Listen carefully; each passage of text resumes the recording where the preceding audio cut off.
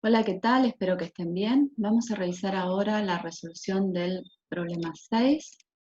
El problema de la Guía de Introducción a la Química, edición 2019, el tema termodinámica y termoquímica.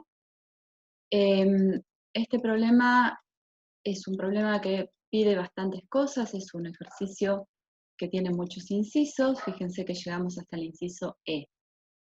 Antes de abordar la resolución de este ejercicio, lo que les recomiendo es que revisen el plan de clase, donde les indica hasta qué parte del capítulo del libro de Brown deberían de leer para poder resolver. Si con eso no alcanza, estaría bueno que miren las clases virtuales que subimos. La clase número 2, más o menos al minuto 21, empieza a trabajar con este tipo de planteos y eso los puede ayudar en la resolución. Si a pesar de todo esto no logran resolver el ejercicio 6, vamos a hacer primero, como siempre, un primer planteo, frenan el video, se fijan si con esas ayudas pueden avanzar, y si con eso no alcanza, bueno, seguimos mirando el video, y si aún después de haber mirado el video les quedan dudas, preguntan a los docentes de la comisión. Bueno, vamos a ir al problema en sí. Este problema me dice que un gas ideal se encuentra encerrado en un cilindro con un pistón sin roce. Inicialmente el gas ocupa un volumen de 1,00 litros y está sometido a una presión externa de 10 atmósferas. Vamos a leer solamente la parte A, como para ubicarnos, y después vamos a ir tomando ítem por ítem. Y en la parte A dice, grafique los procesos y calcule el trabajo realizado por el sistema cuando se expande a 0 grados centígrados contra las presiones indicadas a continuación. Y me da tres condiciones diferentes. La primera condición dice que esa expansión es contra el vacío. La segunda, contra una presión externa o exterior de 1,00 atmósferas.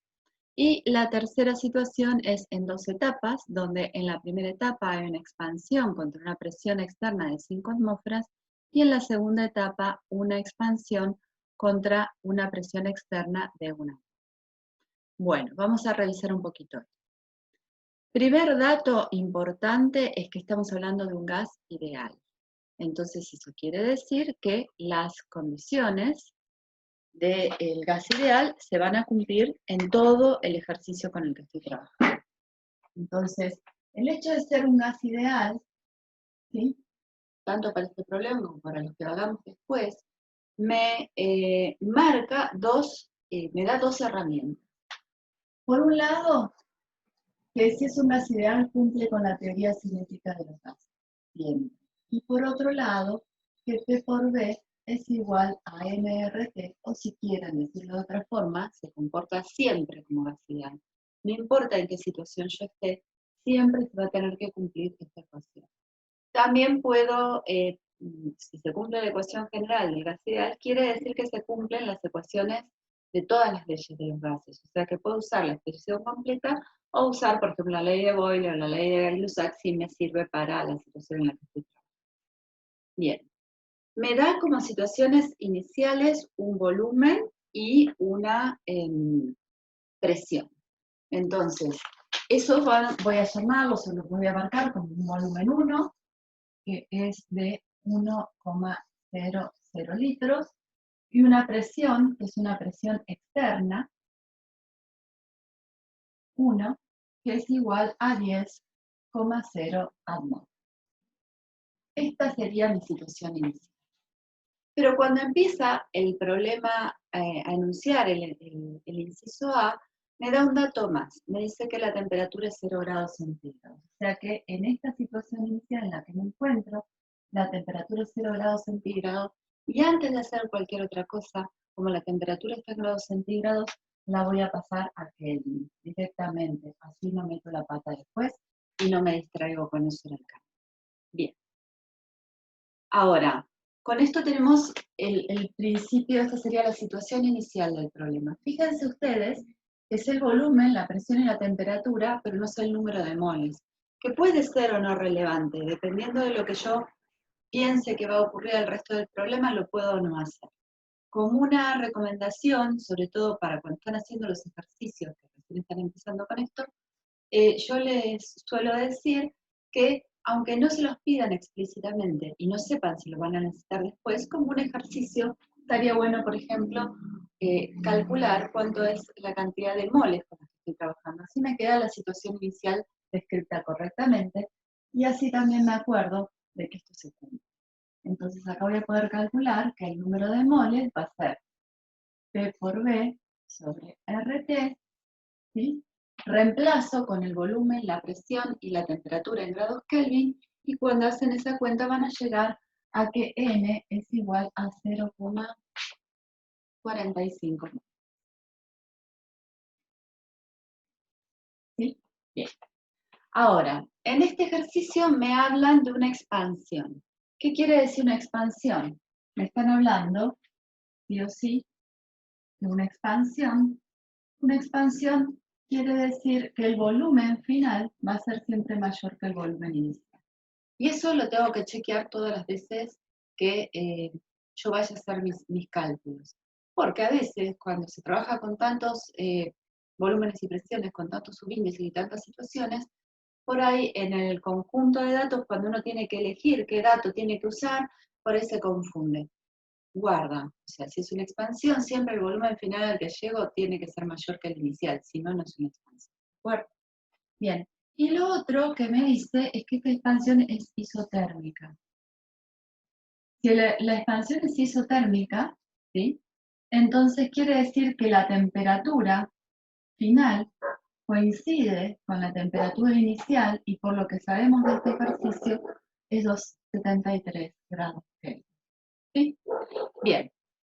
Y me pide 3 situaciones para esa expansión. Y a las 3 situaciones me pide hacer un gráfico y me pide calcular el trabajo.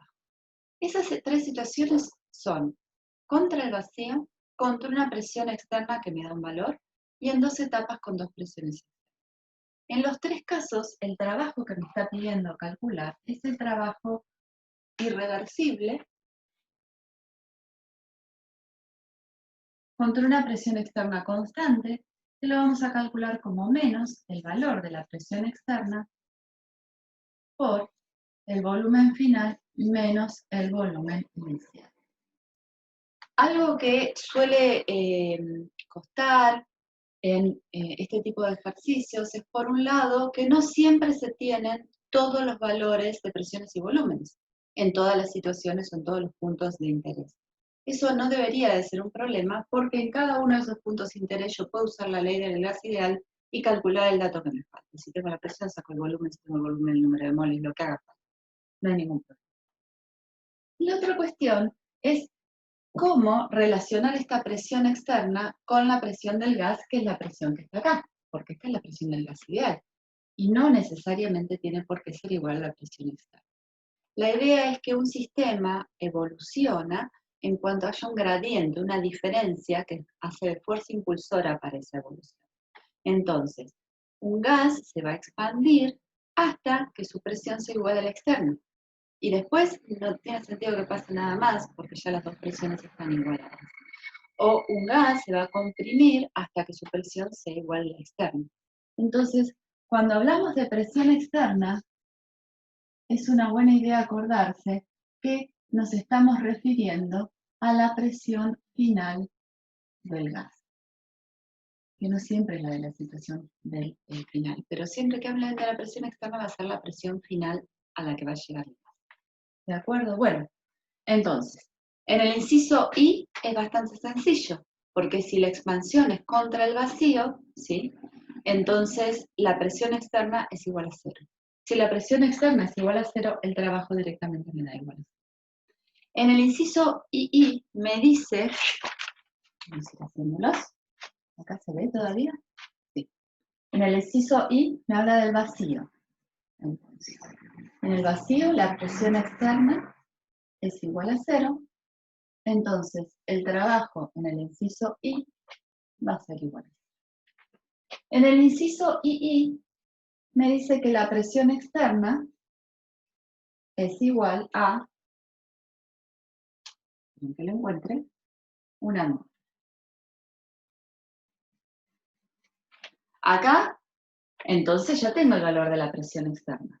Tengo el volumen inicial, ¿sí? Que sería el volumen 1 en este caso, pero lo que me estaría faltando es el volumen final, ¿sí? O sea, tengo la presión externa, sé que el volumen inicial va a ser el volumen en la situación 1, que era igual a 1,00 litros, y lo que me estaría faltando es calcular el volumen final.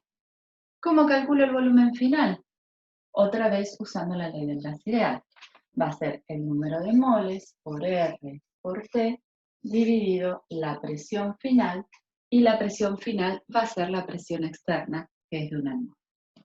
Entonces, con estos datos y la ecuación voy a calcular un trabajo para el inciso II, que va a ser igual, la cuenta la hacen ustedes por las dudas, 9 menos 9,00, y lo vamos a dejar en litro atmósferas. Después vamos a ver cómo trabajar el asunto de las unidades.